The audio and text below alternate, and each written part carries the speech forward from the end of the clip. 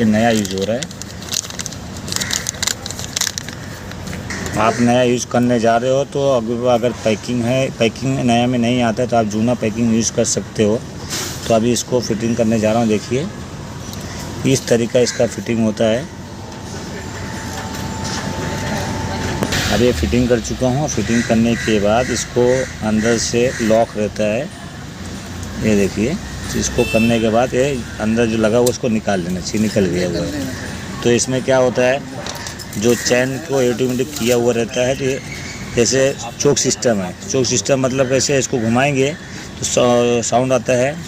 तो इसको अपने आप जो ऑटोमेटिक जो चैन होता है टाइट करने का, ये अपने आप एडजस्ट करता है। अब इसके ऊपर एक रबड़ आता है, इसके साथ में रबड़ आया हुआ नया, ये देखिए। यहाँ इसको कर देना चाहिए, ये देखिए। यहाँ इसको में लगा हुआ रहना चाहिए। अगर नहीं लगा रहेगा